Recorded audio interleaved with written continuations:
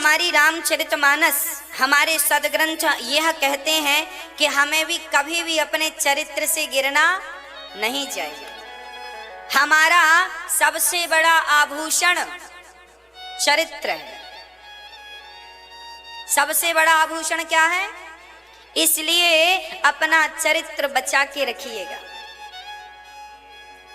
चरित्र चला गया तो फिर सब बचाओगे तो भी उसका कोई अर्थ नहीं। इसलिए आज के नौजवान बेटियों से, नौजवान भाइयों से जरा कहा करो कि भैया अपने चरित्र को बचा के चलो। आज जमाने में आज के नौजवान बच्चे अपने चरित्र को बचा नहीं पाते। बहुत सारे बच्चे चरित्र बिगाड़ लेते हैं। संसार को देख कथा सुनते नहीं, सत्संग करते नहीं, उन्हें लगता है सब नॉर्मल है, सब चलता है। आजकल तो बच्चे कहते हैं सब चलता है, सब चला लेते हैं। वो नकली नोट भी चल जाते हैं तो बिगड़ा चरित्र भी अपना चला ही लेते हैं, है ना। आजकल तो लोग कहते हैं चरित्र बचाने का, संभालने का कोई माँ बाप संस्कार भी तो नहीं दे रहे हैं। बच्चों को पता ही नहीं कि चरित्र क्या है। इसलिए आपसे प्रार्थना है, समय निकालो, 5 मिनट 10 मिनट का कथा सुनवाओ और चरित्र उनको सिखाओ। बेटा ये चरित्र है। अपनी बेटियों को बताओ कि अपने शरीर को बचा के रखना, अपने आप को बचा के रखना। बुरी संगत से कपड़े पर दाग लगेगा छूट जाएगा, चरित्र पर दाग लगेगा नहीं छूटेगा। एक बहुत समझदार लड़की थी। एक लड़के ने आकर कहा हम तुमसे बड़ा प्यार करते हैं। लड़की ने कहा, पलटकर जवाब दिया, हमसे प्यार करते हो? हाँ बहुत प्यार करते हैं। कितना प्यार? बोले तुम नहीं मिली तो हम मर जाएंगे। लड़के ने कहा तुम्हारी माँ है कि नहीं? है। तो उस लड़की ने जवाब दिया, हमसे क्या प्यार करता है? उससे प्यार कर जिसने तुझे जन्म देने से पहले प्यार करना शुरू कर दिया था। तेरी माँ ने तेरा मुंह नहीं देखा था जब तेरा जन्म नहीं हुआ था, पेट में था तो माँ को केवल एहसास था कि बेटा है बेटी है। प्यार करती थी माँ तब से जब तुम पेट में थे। प्यार अंधा क्यों होता है? इसलिए तो अंधा होता है कि माँ बिना देखे प्यार करती है बच्चे से, इसलिए प्यार अंधा होता है। उस लड़की ने कहा जिस माँ ने तुझसे इतना प्यार किया तो उस माँ के लिए तुम कुछ किया नहीं और मेरे लिए मरने चला। उस लड़की ने कहा देख तुझे मुझसे प्यार नहीं है, मेरे गोरे शरीर से, गोरे बदन से प्यार है।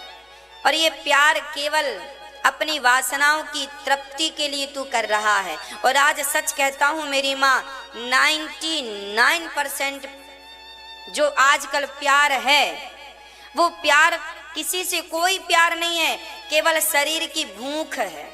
आजकल लोग भूख मिटा लेते हैं, चले जाते हैं, ना कोई शादी रह जाती है ना प्यार रह जाता है। अरे शादी के बाद भी तलाक हो जाता है। उस लड़की का जीवन बर्बाद हो जाता। जिसकी शादी हुई तलाक हो गया, उसके पति ने उससे प्यार नहीं किया तो ये कुंवारी बहनें कहती हैं हमको उससे प्यार हो गया। अरे चक्कर में ना पड़ो, अपना सर्वनाश मत कराओ। कल को इतना पछताना पड़ेगा कि कह नहीं सकता। अभी हमारे पढ़ने में एक प्रसंग आया। एक दिन हम पढ़ रहे थे तो उसमें लिखा था कि पति और पत्नी का जो प्रेम है उसी को प्यार कहते हैं, उसी को प्रेम कहते हैं। पति और पत्नी के बीच में जो प्रेमास्पद है, प्रेम है, देखने का, सुनने का, बात करने का, स्पर्श करने का, बस वही प्यार है। शादी के बाद अपनी पत्नी और अपने पति से ही प्यार करने की, उसी को शुद्ध प्यार कहा गया है। और शादी के पहले किसी से प्यार, नैन मटक्का करने को प्यार नहीं, इसे अश्लीलता कहते हैं। ये प्यार नहीं है, ये चरित्र बिगाड़ना इसी को कहते हैं। आजकल के बच्चे ऐसे ही हैं, अधिकांश बच्चे, सब नहीं। कई बच्चे तो गाना गाते हैं, ताकते रहते तुझको सांझ सवेरे। इनके माँ बाप ने इनको ताकना ही सिखाया है। कोई बचा खुचा था तो वो फिल्मी दुनिया ने सिखा दिया, ताकते रहते हैं। एक तो बंदर था, ऊपर से शराब पिला दी। हाँ? एक तो माँ बाप ने संस्कार दिए नहीं, ऊपर से पिक्चर बनाने वालों ने कह दिया ताकते रहते तुझको। और पिक्चर वाले ताक ताक के बताते भी हैं ऐसे ताकना है, पूरी एक्टिंग करके बताते हैं ऐसे ताकना है, ऐसे छेड़ना है, ऐसे पकड़ना है। अब क्या करोगे? हर जगह कुसंग है, हर जगह बिगाड़ने वाले लोग बैठे हैं। आपके बच्चों का चरित्र बिगड़ रहा है। चरित्र बिगड़ जाएगा तो सब कुछ बिगड़ जाएगा। आपके दादा परदादे पितर आपके देख रहे होंगे तो क्या धिक्कार रहे होंगे, हे भगवान कैसी दुष्ट संतान पाई है, कैसे नीच हरकत करने वाले लोग हैं। अपने शरीर पर काबू नहीं है, अपने इंद्रियों पर कंट्रोल नहीं है। अरे करो, बिना ब्रेक की गाड़ी आप खरीदोगे क्या? तो बिना ब्रेक का शरीर आपका किस काम का? जिस गाड़ी में ब्रेक ना हो उसे आप खरीदोगे क्या? तो जिस शरीर में कंट्रोल ना हो वो शरीर कोई शरीर है, वो जीवन कोई जीवन है। इसलिए इनसे कहो जरा बच्चों से कि बेटा प्यार करना है तो भगवान से करो, और करना है तो शादी के बाद अपनी पत्नी से प्यार करो। कौन मना करता है? पति से प्यार करो। जो गलत है सो गलत, आज भी गलत है, कल भी गलत ही रहेगा। आजकल भाग कर शादी कर लेते हैं बच्चे, लड़का भाग गया, लड़की भाग गई। क्या होता है? वर्ण संकरता फैल रही है। हाँ जी, आपको पता है वर्ण संकरता फैल रही है। ये केवल इंसानों में नहीं होता, जानवरों में भी होता। पता है आपको? एक छोटा सा उदाहरण देता हूं, आपकी शायद समझ में आ जाए। गाय को तो आप जानते हैं, गाय हम सबकी माता है। कौन है गाय? माता है। गाय की भी वैरायटियां होती हैं। हमारे भारत में अच्छी नस्ल की गाय पाई जाती है, जिसे हम देसी गाय कहते हैं। क्या गाय कहते हैं? देसी गाय। देसी गाय है, एक देसी गाय है, एक गिर गाय है। गिर गुजरात की गाय को बोलते हैं, साहिवाल पंजाब की गाय को बोलते हैं, एक हरियाणवी गाय है, एक राजस्थानी गाय है। मतलब हमारे भारत के हर प्रांत की एक गाय, हर गाय देसी, जिनका मैं नाम बोल रहा हूँ सब देसी गाय हैं। सुनिएगा, यदि देसी गाय के को यदि जर्सी कर दिया जाए तो उसका जो बच्चा होगा, चाहे वो बछिया हो चाहे बछड़ा, उसे दोगली कहा जाएगा। जब वो बड़ी होगी तो देसी गाय को यदि जर्सी से गाभिन कर दिया गया तो क्या होगा? उसका जो बछिया होगी, बड़ी होगी, उसे समाज कहेगी ये दोगली गाय है। क्या नाम होगा उसका? उसे दोगली गाय कहते हैं। शुद्ध ना वो जर्सी है ना शुद्ध वो। अब उसकी माँ तो शुद्ध देसी थी और वो जर्सी से गाभिन हो गई तो क्या हुआ? अब ना वो जर्सी पैदा करेगी ना तो वो गिर गाय है। और साहिवाल से यदि गाभिन हुई तो ना वो गिर पैदा करेगी ना साहिवाल बीच का पैदा करेगी। बछिया जो होगी उसकी वो बीच की मानी जाएगी, उसे कहेंगे दोगली गाय है। क्या बोला जाएगा? हाँ जी, सोचिए, इंसानों में छोड़ दो, जानवरों में भी ये दोगली चलता है। उसकी नस्ल बदल जाती है। उस गाय की जो प्योरिटी थी ना, शुद्ध गिर गाय है, उसे गिर गाय को गिर ही चाहिए और साहिवाल को साहिवाल, तब नस्ल शुद्ध रहेगी। यदि गिर गाय को आपने जर्सी से गाभिन किया तो क्या होगा? तो फिर वो दोगली होगी, वो उसकी नस्ल बिगड़ जाएगी। यदि जानवरों में ये नस्ल का भेदभाव है तो सोचो इंसानों में भी तो भेदभाव होता होगा ना। यही भेदभाव है कि ब्राह्मण के घर ब्राह्मण लड़की को ब्राह्मण लड़का चाहिए, क्षत्रिय लड़की को क्षत्रिय लड़का चाहिए, वैश्य लड़की को वैश्य लड़का चाहिए और शूद्र लड़की को शूद्र। यदि तुमने जात से वंचित होकर शादी की तो वही जैसे ये दोगलापन होता, इसी को कहते हैं, यही दोगली है। शुद्धता, प्योरिटी नष्ट हो जाना इसी को बोलते हैं। इसलिए हमारे शास्त्र कहते हैं कि अपने बड़ों की मर्यादा के खिलाफ और अपनी परंपराओं के खिलाफ मत जाओ। आपके बाप दादे जब गलत नहीं किए, किसी को भगा कर नहीं लाए, किसी के संग नहीं भागे, तो आप क्यों ये गंदी हरकत करते हैं? और इससे तुम्हारी जो संतान उत्पन्न होगी उसे तुम क्या नाम दोगे?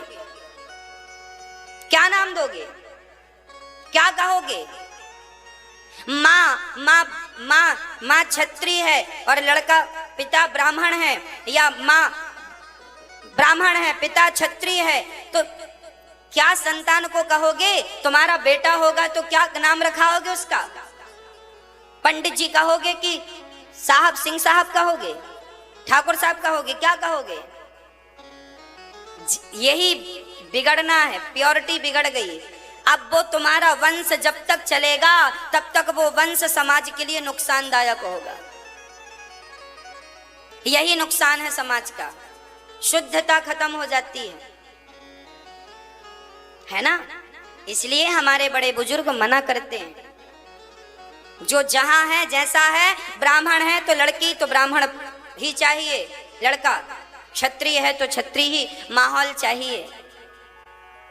और सबकी देखो आदत होती है, ब्राह्मण का अपना रहन सहन, खान पान, वहां अलग वातावरण होता है। क्षत्रियों का अलग रहन सहन वातावरण, लड़की उसमें रमी होती है, लड़का उसमें रमा होता है। वैश्यों के घर अपना रहन सहन खान पान है, शूद्रों का अपना रहन सहन खान, वो सब रमना जल्दी रम जाते हैं। और अपोजिट हो जाए तो फिर बड़ी दिक्कत जाती है। अब लड़की, अब कई हमारी बहनें मुसलमानों को लेकर भाग जाती हैं। लड़की हिंदू है और लड़का मुसलमान, तुम्हारी संतान होगी, क्या नाम धराओगे? क्या कहोगे? वो क्या करेगा? वो आतंकवादी ही तो बनेगा, देश का रक्षक तो बन नहीं सकता, देश का भक्षक बनेगा। लादेन पैदा होंगे। हाँ, क्या कहें हम? हमारी बहनों को विचार करना चाहिए। ये बात जो मैं बोल रहा हूं ना, सुनने में बड़ी अटपटी लग रही है, मैं और स्पष्ट करके नहीं बोलना चाहता क्योंकि मर्यादित है हर चीजें, पर मैं और स्पष्ट करके भी बोल सकता हूं। पर आप समझ लीजिए, मैं आपको समझाना चाहता हूं। अपनी बेटियों और अपने बेटों को ये चीजें समझाओ। बेटा हल्के में मत लो इन चीजों को। लोग आज के लड़के कहते हैं ना, क्या फर्क पड़ता है, प्यार होना चाहिए बस। अरे आग लगे तुम्हारे प्यार में, प्यार होना चाहिए, प्यार बस नहीं होना चाहिए, क्वालिटी भी होनी चाहिए, शुद्धता भी होना चाहिए। नाले के पानी से कोई प्यार कर ले तो नाला का पानी तो बदबू देगा ना। प्यार करना ही था तो गंगा के पानी से करते, कहां नाला में तुम मुंह मार रहे हो? प्यार करना है तो अपने माँ बाप ने जिस लड़की से तुम्हारा साथ बांधा है उससे प्यार कर लो, वो गंगा की तरह पवित्र होगी। और जो तुमने अपने मनमुखी से उठा ली किसी लड़की को, किसी लड़के को, ये तो नाले की तरह हो गए। इनके चरित्र से, इनके जीवन से बू आती रहेगी जीवन भर। तुम्हारे बच्चे कल बड़े होंगे, पूछेंगे पापा आप मम्मी को कहां से भगा के लाए थे? क्या जवाब दोगे? वो क्या सोचेगा, मेरे पापा मम्मी को भगा के लाए थे तो अब मैं क्या करूंगा? क्या संस्कार दोगे? हाँ, क्या बना रहे हो अपनी समाज को? क्या यही पेड़ लगा के जाओगे अपनी संतान के लिए? अरे माँ बाप तो नींव होते हैं, माँ बाप तो ट्रेन का इंजन माँ बाप होते हैं, बच्चे तो उसके डिब्बे होते हैं। ट्रेन का इंजन जहां जाएगा, ट्रेन के डिब्बे वहां जाएंगे। माँ बाप तो ट्रेन का इंजन होता है और संतान तो डिब्बा होती है। पीछे पीछे बच्चे चलते हैं, आगे आगे माता पिता चलते हैं। इसलिए माँ बाप जो कहें वो करो, उचित निर्णय लो। अपने थोड़ी सी वासनाओं के लिए, थोड़ी से गलत बातों के लिए ना आप अपना चरित्र बिगाड़ दो, क्योंकि भगवान ने ये अवसर एक बार दिया है, दोबारा मिलेगा नहीं। मेरी बात समझ में आ रही है कि नहीं? हाँ या ना? आ गई। विभीषण जी कह रहे थे सो हमने पेस्ट कर दिया आप तक अपने ढंग से। शुद्धता जरूरी है हर जगह, है ना? खान पान शुद्ध हो, रहन सहन शुद्ध हो, संतान भी शुद्धता से उत्पन्न हो, है ना। किसान जब फसल बोता है ना, तो फसल बोने के पहले अच्छी क्वालिटी का बीज लाता है। गेहूं अच्छी क्वालिटी का होगा तो फसल, हाँ जी, किसान 20 रुपए किलो गेहूं बेचता है, पर जब खेत में बोने के लिए खरीदता है तो 50 रुपए किलो वाला गेहूं खरीदता है, अच्छी क्वालिटी का। जानते हो ना कि जैसा बीज होगा वैसे ही फसल होगी। बस यही है जीवन का सार तत्व। जैसी लड़की होगी, जैसा लड़का होगा, जैसे विचार होंगे, इनके विचार, इनके व्यवहार से वैसी संतान उत्पन्न होगी। इसलिए विचार मिलने चाहिए। सिर्फ विचार ना मिले, जात भी, जो माँ बाप, हमारे यहाँ समगोत्र नहीं। अब मैं आपको कितना डीपली बताऊं, हमारे यहाँ तो ये कहा गया है, यदि ब्राह्मण लड़की है और उसका गोत्र यदि भरद्वाज है और लड़के का भी गोत्र भरद्वाज है तो हमारे यहाँ शादियां नहीं होती, एक गोत्र में शादियां। इसका कारण क्या है? हमारे यहाँ केवल भाई बहन नहीं, मैं साइंटिफिक बोल रहा हूं, साइंटिफिक बोल रहा हूं। साइंटिफिक क्या है बता रहा हूं। भाई बहन हो गए एक गोत्र के, उनमें शादियां इसलिए नहीं करते क्योंकि वह कभी भाई बहन थे, आज के हजारों पीढ़ी पहले तो भाई बहन थे, तो वो एक दूसरे से मिलेंगे। जब उनका मिलाप होगा और उनकी जो संतान होगी, वो संतान ज्यादा प्रभावशाली नहीं बनेगी, क्योंकि वो भाई बहन के रक्त से हो गई ना, भाई बहन के रक्त से हो गई, इसलिए अलग होना चाहिए। इतना माइनर कौन सोचता है? हमारे भारत में सोचते हैं, ये हमारे भारत का संस्कार है। अब आप लोग सोचें ना सोचें, पर इतना माइनर सोचा जाता था हमारे यहाँ। अमेरिका जापान की तरह नहीं कि कहीं भी उठाई और कोई भी उठा के किसी को भी ले गया। हमारे यहाँ विचार करते हैं हर चीज में। ये विचार केवल इसलिए कि बेटी तुम सुखी रहो और तुम्हारा पति सुखी रहे और तुम्हारी संतान अच्छी रहे, रष्ट पुष्ट, अच्छी सोच वाली, अच्छी। आजकल बच्चों के विचार क्यों बिगड़ रहे हैं? क्योंकि ना गोत्र का ध्यान रखते हैं, ना जात पात का ध्यान रखते हैं। देखो जात पात, हमारे यहाँ जात थी, जात की व्यवस्था थी, छुआछूत के लिए कोई जात पात नहीं थी। व्यवस्था थी कि ब्राह्मण ब्राह्मण की सीमा में रहें, छत्री छत्री में, वैश्य वैश्य में, शूद्र हैं सब एक ही। पर जो शास्त्रों ने, बड़े बुजुर्गों ने मर्यादाएं बनाई, उनका हमें पालन करना। उसके पीछे भी बहुत बड़ा साइंटिफिक रीजन है। ये सब बताने का भी टाइम नहीं है, कभी फुर्सत से मैं आपको सब समझाऊंगा। अभी बस इतना समझो कि अपने चरित्र को बचाना है और माँ बाप जहां कहें विवाह वहीं करना है बस। इसके खिलाफ यदि आपने किया तो पश्चाताप करना पड़ेगा, सिर्फ पश्चाताप करना पड़ेगा। कल को माथा रख रख के रोना पड़ेगा, कुछ नहीं होगा। बाद में रोने से अच्छा है मेरी बात समझ लो और धारण कर लो। श्री विभीषण जी ने कहा कि भाई रावण जी, अपनी सीता मां को वापस कर दो, जल्दी से जाओ। रावण ने एक लात मारा, नीचे फेंक दिया।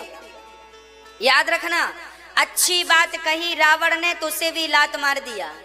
और मैं भी अच्छी बात करता हूं तो कई बार आपके पढ़े लिखे बच्चे कहते हैं महाराज जी बेवकूफ बना रहे हैं।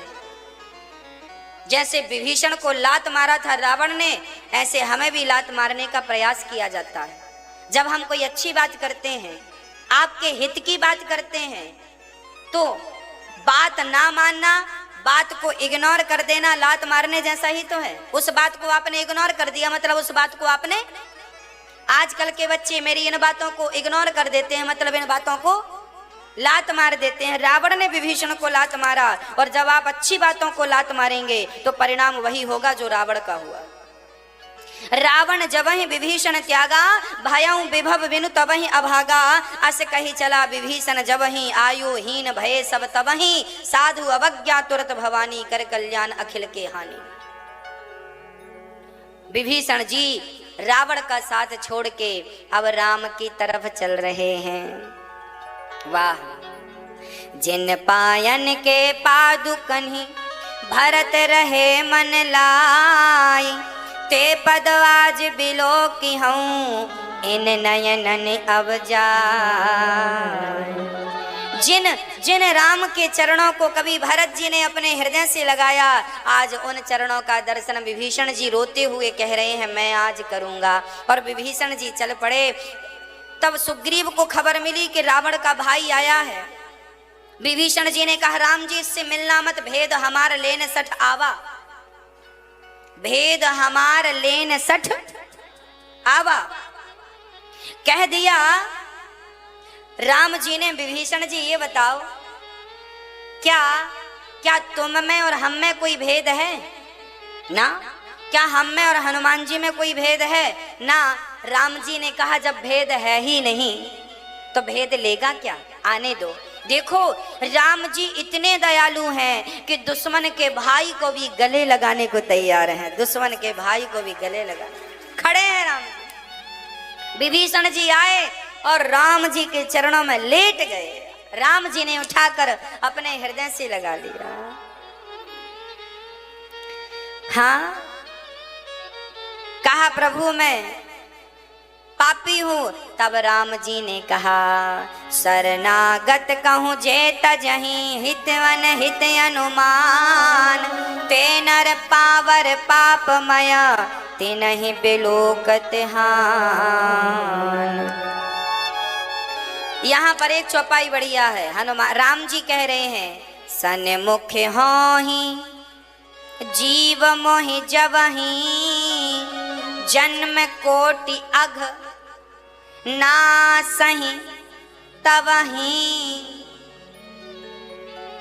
याद रखिएगा मेरी माँ, शास्त्र कह रहे हैं, भगवान कह रहे हैं कि कोई कितना भी बड़ा पापी क्यों ना हो, मेरी शरण में आ जाए तो मैं उस पापी के अपराधी के सारे अपराधों को भूल करके मैं उसे हृदय से लगा करके उसे मोक्ष का अधिकारी बना दूंगा।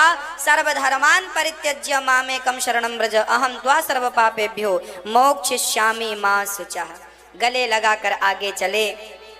विभीषण से कहा भैया आप बताओ अब क्या करें, हमें कैसे चलना है लंका, कैसे रावण पर चढ़ाई करनी है। अब विभीषण जी कहते हैं प्रभु जी आप समुद्र से कहिए कि वो हमें रास्ता दे। अब राम जी समुद्र से प्रार्थना करने लगे, हाथ जोड़कर कहने लगे हे समुद्र जी हमें रास्ता दो। 3 दिन बीत गए, विनय न मानत जलधि जड़ गए। 3 दिन बीत बोले राम सकोप, तब भय बिनु होहि ना प्रीत। राम जी को गुस्सा आया, आग्नेयास्त्र धारण कर लिया। समुद्र मैं 3 दिन से तुम्हारा सम्मान करने बैठा था, तुम आए नहीं, ना रास्ता दिया, अब सूखने को तैयार। समुद्र हाथ जोड़कर खड़ा हो। समुद्र ने कहा क्षमा क्षमा क्षमा। ढोल गवार शूद्र पशु नारी सकल ताड़ना के अधिकारी, ये बात समुद्र ने कही है। आप कहते हैं तुलसीदास जी ने कही है, लिखी तो तुलसीदास जी ने, पर यह शब्द रामचरितमानस में रावण ने जो कहा वो भी लिखा है, राम जी ने जो कहा वो भी लिखा है, कुंभकर्ण ने जो कहा वो भी लिखा है, मारीच ने जो कहा वो भी लिखा है। अब जिसने जैसा कहा लिख दिया। ढोल गवार शूद्र पशु नारी सकल ताड़ना। ताड़ना का अर्थ मारने से नहीं है, ताड़ना का अर्थ देखने से है। मैंने इसका अर्थ पहले भागवत की कथा में विस्तार से किया है। मारना शब्द का, ताड़ना शब्द का अर्थ मारने से नहीं, देखने। ढोलक को देखना पड़ता है, उतर तो नहीं गई सुर से। गवार व्यक्ति को देखते रहो। शूद्र को, काम करने वाले को देखना पड़ता, ठीक ठीक कर रहा है कि नहीं। नारी को भी देखते रहना पड़ता है, नारी को देखना। रावण को राम जी चले गए, फिर लक्ष्मण जी चले गए, सीता को किसी ने नहीं देखा तो रावण उठा के ले गया कि नहीं। इसलिए नारियों को देखते रहो। नारियां हमेशा अपने पति के संरक्षण में रहती हैं, या पिता के संरक्षण में रहती हैं, या पुत्र के संरक्षण में रहती हैं। स्वतंत्र नहीं होती नारियां, या पुरुष भी स्वतंत्र नहीं होता। हाँ, हम सबको किसी न किसी के अधीन रहना चाहिए। जो अधीन नहीं रहता उसका नाश हो जाता, इसलिए अधीन जरूरी है। गुरु शिष्य को गुरु के अधीन रहना चाहिए और नारी को पति के पुत्र के अधीन रहना चाहिए। शिष्य को गुरु के मार्गदर्शन में हम सबको शास्त्रों के अधीन रहना चाहिए, भगवान के अधीन रहना चाहिए। स्वतंत्र तो सांड होता है, कहीं भी दीवार तोड़ता है। स्वतंत्र नहीं, स्वतंत्र होएंगे तो आप सांड कहलाएंगे, खुला घूमता रहेगा, नुकसान करता रहेगा। इसलिए ना ऐसा नहीं बनना आपको, पराधीन, शास्त्रों के अधीन, गुरुओं के अधीन बनो। यही कहते हैं कि नारी को देखते रहो, शूद्र को देखते रहो, जो काम करने वाले लोग हैं देखते रहो ठीक से काम कर रहे हैं कि नहीं। मारने से नहीं कि अब खड़े मारते रहो। तुलसीदास जी कोई ऐसे थोड़ी थी कि हम ऐसा लिख देंगे। आप उनके अर्थों को समझिए, अर्थ का अनर्थ मत करिए। सकल सुमंगलदायक रघुनायक गुणगान, सादर सुनहि ते तरहि भव सिंधु बिना जल जान। अब राम जी सोचे, समुद्र आप बताओ क्या करें। समुद्र ने कहा आपके यहाँ नल नील जो बंदर हैं इनको श्राप मिला है, जो पत्थर डालेंगे वो डूबेगा नहीं, इनसे सेतु बनवाओ। अब तो राम जी नल नील को बुलाते हैं, समुद्र वहां से विदा होते हैं और पत्थर पर राम नाम। अच्छा, एक सज्जन ने हमसे पूछा, गुरुजी पत्थर उठा उठा के डाला था नल नील ने, उन्हें तो वरदान मिला ही था कि पत्थर डूबेगा नहीं, फिर राम नाम की महिमा क्या है? तब आपको बतावें, नल नील को श्राप था कि जो पत्थर डालोगे वो डूबेगा नहीं, परंतु एक पत्थर पर रा लिखा जाता था, दूसरे पत्थर पर मां। जो पत्थर जहां डालते थे ना, लंबा सेतु बना। एक छोटी सी गिलहरी भी बालू डाल रही थी, उस सेतु में बालू डाल रही थी। बालू क्यों डाल रही है? राम जी ने कहा, गिलहरी क्या कर रही हो?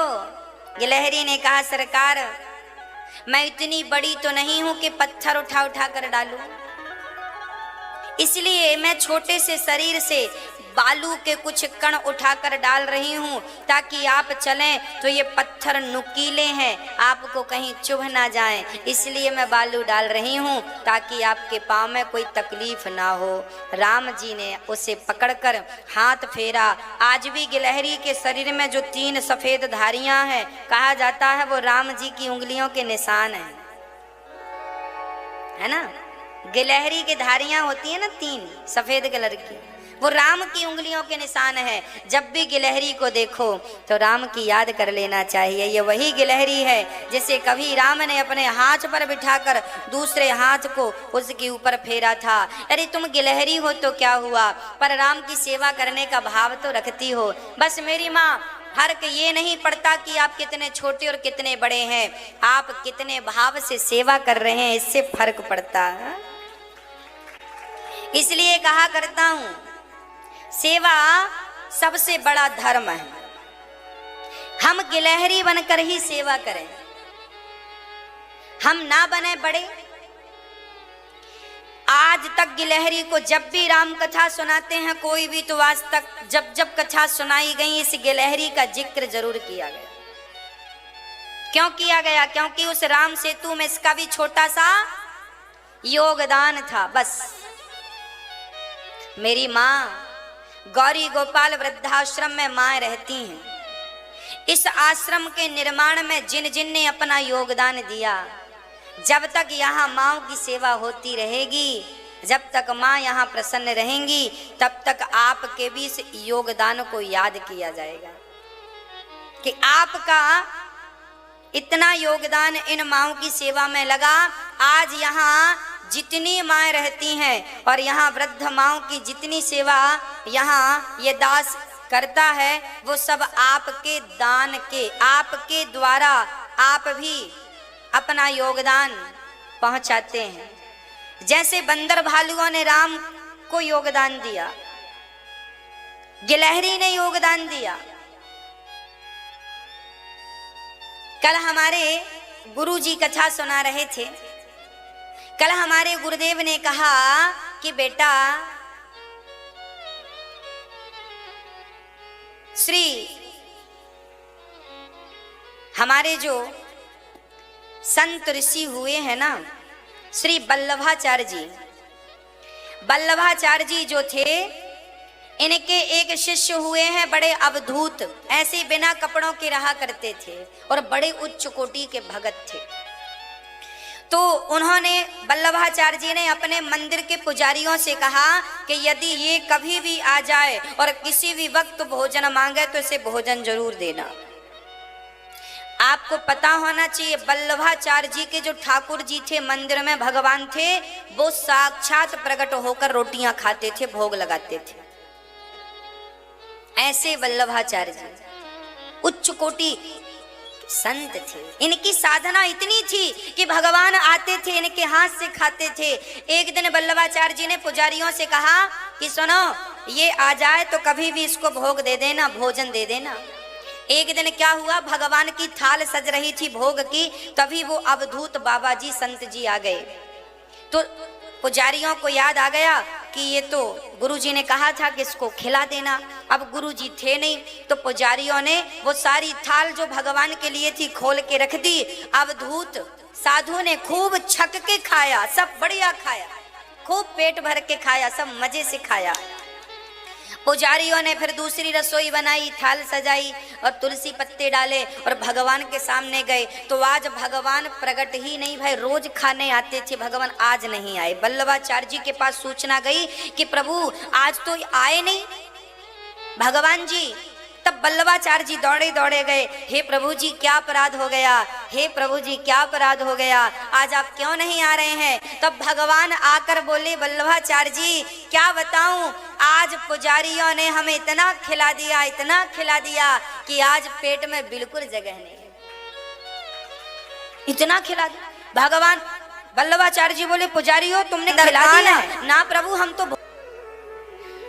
अंगद को लगा बैठने, इसको अतिथि सत्कार करना नहीं आता। अच्छा, रावण जो था ना, विद्वान भले था, पर वो कोई विद्वान तो था, विद्या तो थी, पर विद्या का कोई प्रयोग नहीं था जीवन में, है ना, वर्तमान में कोई प्रयोग करना वो नहीं जानता था, अतिथि सम्मान नहीं करता था।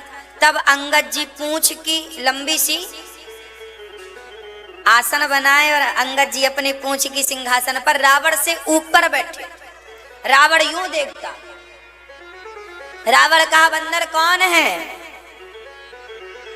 हनुमान अंगद जी बोले जानता नहीं है,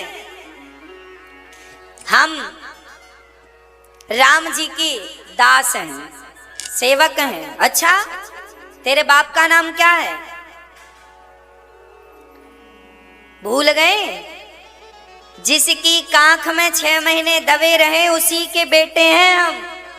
अच्छा, रावण फिर लज्जित हुआ, हे भगवान जो आता मुझे कांख के नीचे दबाता है। अंगद बोले, अब रावण ना बड़ी राजनीति खेला, रावण अपने पक्ष में करना चाहता था। अंगद को सुनो, ये तो राम वही राम है ना जिसने तुम्हारे बाप को मार दिया, कैसा बेटा है जिसने बाप को मारा, उसी का हाथ पकड़ा, मेरी सेना में आ, मैं तुझे राजा बनाऊंगा। अंगद जी बोले, थोड़ा ठहरो ठहरो ठहरो, अभी तुम्हारा राज्य खाली होगा ना तो हमारे राम जी किसी किसी को तुम्हारी सिंहासन पर बिठाएंगे, थोड़े दिन की मेहमान हो। अब रावण बोला, बंदर बहुत बातें करता है, ये बता तेरे राम में बल कितना है। अंगद जी बोले, हमारे राम का बल तो छोड़ दो, हमारे राम का एक दास आया था कुछ दिन पहले, याद है कि भूल गए, पूरी लंका में सबकी नाक दम करके रखा था, एक ने तहलका मचा दिया और सारे आ जाएंगे तो क्या करोगे पता है। रावण घबराया, रावण ने कहा सुनो, ये सब बंदर भालू तो हमारे भोजन है, पका पका के खा जाएंगे। तो अंगद जी बोले, क्यों, तब पेट खराब था क्या जब हनुमान जी आए थे, क्यों नहीं पका के खा लिए, पेट खाते हो बंदर। हाँ, एक बंदर आया तो ये अब हम दूसरे आए हैं। अंगद जी ने कहा मेरा पांव रखा है, जमा दिया पांव, कह दिया यदि तुम में बल है, तुम्हारी यहाँ कोई सेना में बलशाली है तो आए मेरा पांव हटाए। यदि पांव रत्ती भर हिल गया तो राम जी हार जाएंगे। देखिए अंगद जी कह रहे हैं कि मेरा पांव, अच्छा किसी ने सचमुच हिला दिया होता तो क्या राम जी हार जाते? याद रखना, जब भक्त अंगद जी कह रहे हैं कि मेरा पांव जमा है, अंगद जी अपने बल से नहीं कह रहे हैं, अंगद जी भगवान से कह रहे हैं प्रभु मैं अपना पांव जमा रहा हूं, पर इस पांव की रक्षा आप करिएगा, क्योंकि मैंने वचन भी आपके बल से ही कहा है, मैंने अपने बल से नहीं कहा। जीवन में यह शिक्षा है कि कोई बात कहो तो अपने बल से नहीं, भगवान के बल से कहो। मैं नहीं हूं, कुछ जो है मेरे राम जी करेंगे तो वही करेंगे। करना है सो राम जी को, नहीं करना है सो राम जी को, हम तो निमित्त हैं। पांव जमा दिया, बड़े बड़े रो मेघनाथ आया, हिलाया, पसीना छूट गया, सब आए, अंत में रावण आया। जब रावण आया और पांव हिलाने लगा तो अंगद जी ने पांव हटा लिया, पकड़ना चाहा तो पांव हिला लिया, तो पांव हटा लिया तो रावण गिरा, उसकी मुकुट गिर गई। अंगद जी ने बढ़िया बात कह दी, रावण यदि पांव पकड़ना ही है तो मेरे क्यों पांव पकड़ता है? भगवान राम के पांव पकड़ ले, तेरा कल्याण हो जाएगा। अपने मुंह पर तिनका दबाकर गले पे कुल्हाड़ी रख के जा, राम तुझे माफ कर देंगे। जा। रावण की मुकुट उठाकर अंगद जी ने फेंक दी, राम जी के चरणों में गिरी। राम जी ने विभीषण से कहा ये क्या है? बोले ये रावण की मुकुट है। छलांग लगा के अंगद जी आए, राम जी को सूचना दी, प्रभु वो मानने वाला नहीं, मूर्ख हृदय न चेत जो गुरु मिलहि विरंची सम। कितना भी ज्ञान दे दो, मूर्ख की समझ में नहीं आता। अब राम जी सेना तैयार करे, टुकड़ियों में बांट दी राम जी ने और बिल्कुल जोश से भर दिया। सुनो, या तो जीत होगी या तो मृत्यु होगी। जीवन में कोई भी काम करो तो बिल्कुल कॉन्फिडेंस से करना चाहिए, पूरा 100% कॉन्फिडेंस होना चाहिए, हम इस काम को कर पाएंगे। कॉन्फिडेंस कम हुआ वही हार होती है। तपाओ अपने आप को। मैं कहीं सुन रहा था कि तलवार, जिस तलवार से युद्ध लड़ा जाता है उस तलवार को पहले लोहार की भट्टी से गुजरना पड़ता है, उस लोहार की भट्टी में उस तलवार को तपना पड़ता है। जो तलवार जितना तपती है, जितना पिटती है, उतना ही वो युद्ध क्षेत्र में अपना पराक्रम दिखाती है, छूने से गला काट देती है। तलवार तपे ना तो टूट जाती है। बस जीवन में जो जितना तप गया तप गया तप गया, बस वही श्रेष्ठ है, वही महान है। राम जी ने तपाया अपनी सेना को। मत देखिए क्या नीतियां हैं, कोई सीखे तो क्या क्या सीख सकता। रावण जैसे दिग्गज को आज पछाड़ने के लिए राम बंदर भालुओं की सेना लेकर चल रहे हैं। जीवन में कभी अपने आप को कमजोर मत समझना, बस ये राम जी सिखा रहे हैं। जीवन में कभी अपने आप को कमजोर नहीं समझना। मैं छोटा नहीं हूं, मैं कमजोर नहीं हूं, मैं बहुत कुछ कर सकता हूं। अरे मैं चंद्रमा और सूर्य और मंगल तक जाने की ताकत रखता हूं। मंगल और चांद तक तो लोग चले गए, सूर्य तक भी कोई जाना चाहे तो अपने बल से हनुमान जी चले गए थे। Nothing is impossible, everything is possible. असंभव क्या है? बस आप लगे रहिए, कार्य करते रहिए, कर्म करते रहिए। अब राम जी की सेना चली, चारों पूर्व पश्चिम उत्तर दक्षिण द्वार को घेरने की प्लानिंग हुई।